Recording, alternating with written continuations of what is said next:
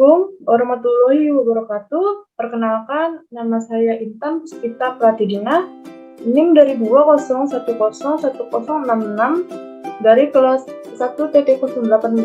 Di sini saya akan mempresentasikan dan mensimulasikan praktikum fisika modul 3 tentang percobaan hukum Ohm.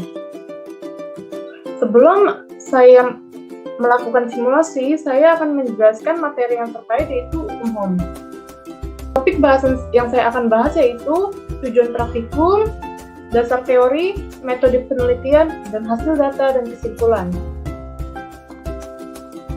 Nah, di sini ada tujuan praktikumnya. Nah, tujuan praktikum ini untuk menentukan bahan konduktor dan isolator, meninjau keadaan lampu pada rangkaian seri dan paralel, lalu menganalisis arus dan tegangan pada rangkaian seri dan paralel. Nah, hukum Ohm itu apa sih? Hukum Ohm adalah suatu pernyataan bahwa besar arus listrik yang mengalir melalui sebuah pengantar itu selalu berbanding lurus dengan beda potensial yang diterapkan kepadanya.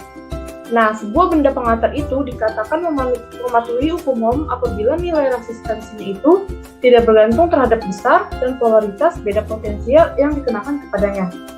Hukum Ohm ini secara matematis diekspresikan dengan persamaan yaitu V sama dengan I kali R, yang dimana I itu adalah arus listrik yang mengalir pada suatu pengantar dalam satuan ampere. Sedangkan V adalah tegangan listrik yang terdapat pada kedua ujung pengantar dalam satuan volt. Lalu ada R yang adalah nilai hambatan listrik atau resistansi yang terdapat pada suatu pengantar dalam satuan Ohm. Nah, hubungan antara arus listrik, tegangan listrik, dan hambatan listrik dalam suatu rangkaian itu dinyatakan dalam hukum Ohm. Nama Ohm itu sendiri dari seorang ahli fisika dan matematika dari Jerman yaitu Georg Siemens Ohm. Nah, ketika Georg Siemens Ohm itu membuat percobaan tentang listrik, ia menemukan bahwa bila hambatan itu tetap, arus dalam setiap rangkaian adalah berbanding langsung dengan tegangan. Namun, bila tegangan itu bertambah, maka arus pun akan bertambah. Dan bila tegangan itu akan berkurang, maka arus pun akan berkurang. Nah, lalu, bila tegangan itu tetap, maka arus dalam rangkaian itu menjadi berbanding terbalik terhadap rangkaian. Dan bila hambatan itu bertambah, maka arus berkurang. Dan bila hambatan itu berkurang, maka arus bertambah. Nah, di sini ada metode penelitiannya. Metode penelitian yang digunakan adalah modul 3 yaitu hukum Ohm yang digunakan sebagai panduan untuk melakukan praktikum dengan menggunakan website Simulation Circuit Contraction. Nah, di sini ada tabel untuk menentukan bahan konduktor dan isolator. Di sini jenis hambatannya ada pensil, tangan, penghapus, koin, paper clip, dan dolar. Nah, mari kita langsung ke simulasinya. Nah, di sini saya sudah membuat rangkaian dari website Colorado Circuit Contraction. Nah, di sini saya menggunakan komponen jenis bahan pensil terlebih dahulu. Lalu di sini ada light bulb yang bisa didapatkan di sini. Lalu ini namanya wire. Nah, ini baterai yang didapatkan di sini juga, dan ini ada switch. Nah, saya menggunakan komponen pensil terlebih dahulu. Nah, di sini saya ingin mengetahui apakah pensil itu terbuat dari bahan konduktor atau isolator. Nah, cara untuk mengetahuinya yaitu dengan menutup switch ini, dan kalian bisa melihat lampunya ini menyala redup. Dan itu artinya komponen bahan pensil menghasilkan arus yang sangat lemah, yang menyebabkan lampunya itu redup. Nah, meskipun begitu, pensil ini merupakan bahan dari konduktor. Lalu saya ingin mencoba menggunakan bahan yang lainnya seperti koin.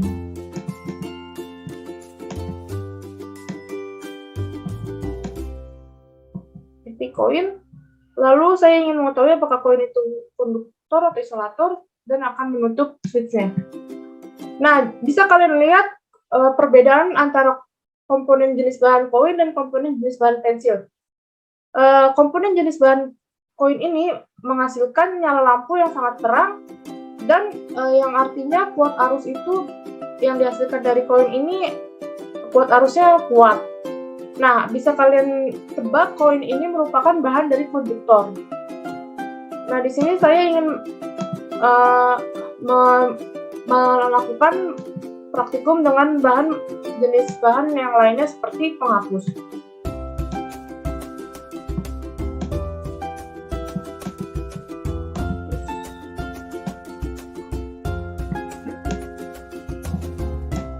Nah, di sini saya akan men-switch-nya tutup switch ini untuk mengetahui apakah penghapus bahan konduktor atau isolator. Nah, bisa kalian lihat perbedaan di antara komponen bahan pensil, koin, dan penghapus. Sedangkan untuk penghapus ini tidak ada lampu yang menyala dan arusnya itu tidak berjalan.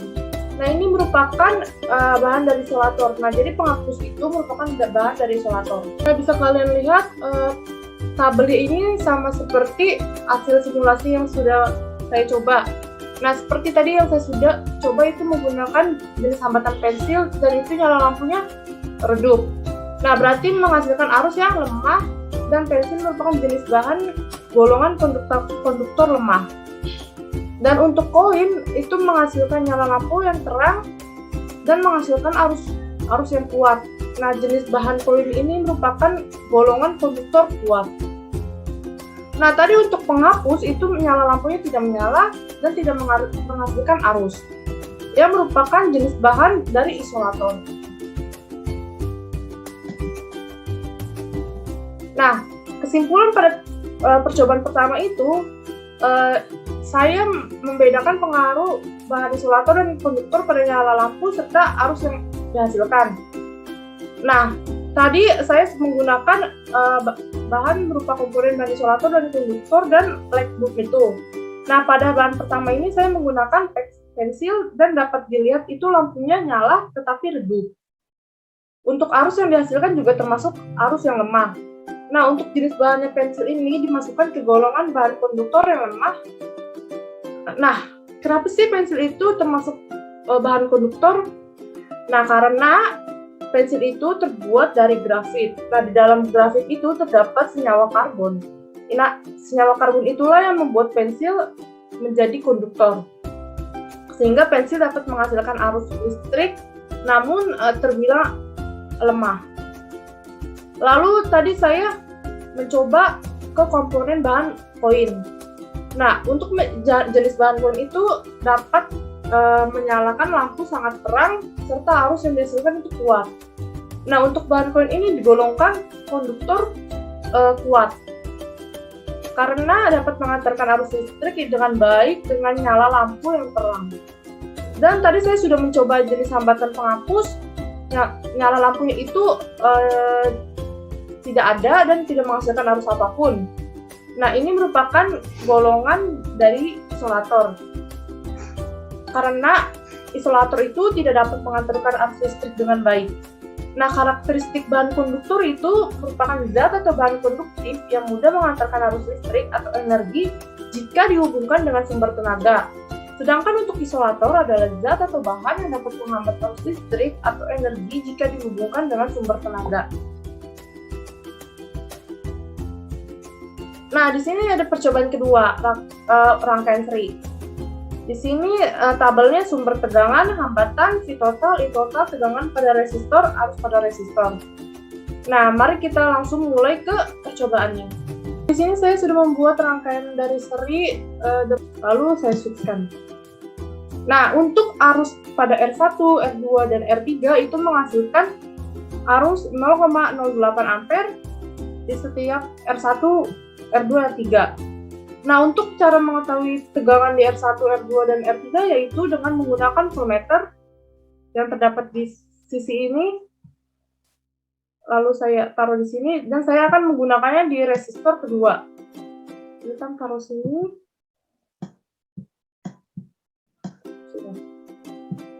Dan kalian bisa melihat bahwa tegangan di R1 itu 8 volt. Jika saya mau coba di resistor ketiga itu hasilnya juga akan sama karena ini juga merupakan rangkaian seri dan resistor itu sama-sama 100 ohm. Nah, ini tadi tabel percobaan kedua. Tadi saya menggunakan sumber tegangan 24 volt dengan hambatan 100.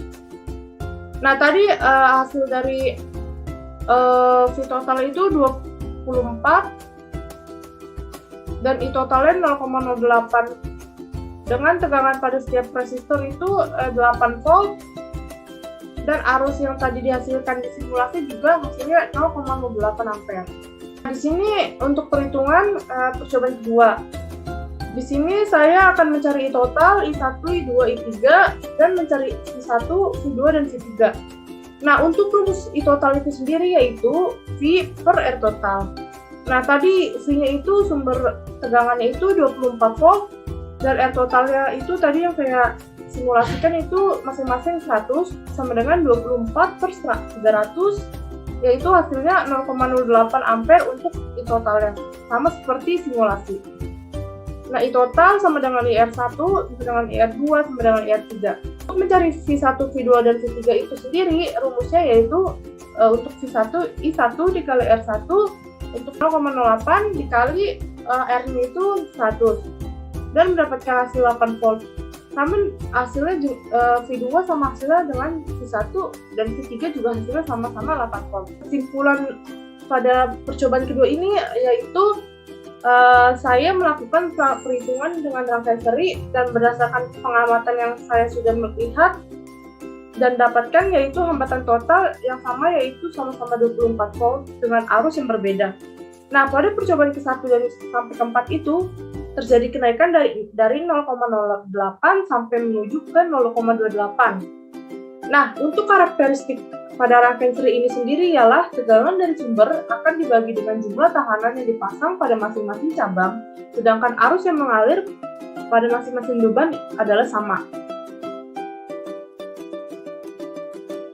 Nah, di sini percobaan ketiga untuk mengamati dan menghitung resistor paralel. Mari kita langsung ke simulasinya. Di sini saya sudah membuat rangkaian secara paralel dengan masing-masing resistor 10, 50, dan 100 dan sumber tegangannya itu 24 volt. Nah, di sini saya akan mencari hambatan tegangan dan arusnya. Nah, bisa kalian lihat di masing-masing resistor itu mempunyai arus yang berbeda-beda dikarenakan resistornya ini tidak sama. Bisa kalian juga lihat semakin besar resistor maka akan semakin kecil arusnya. Ini saya ingin mencari tegangan di setiap resistor dengan menggunakan voltmeter. Saya cari di sini tegangannya itu 24 volt. Perhitungan tabel ketiga itu sama seperti perhitungan kedua, mencari R total. Untuk R total rangkaian paralel yaitu 1 per R total sama dengan 1 per 100 ditambah 1 per 50 ditambah 1 per 10. Ini saya memakai hambatan yang tadi saya simulasikan. Nah, hasilnya yaitu R totalnya 100 per 13. Nah, untuk mencari I total yaitu rumusnya V per R total.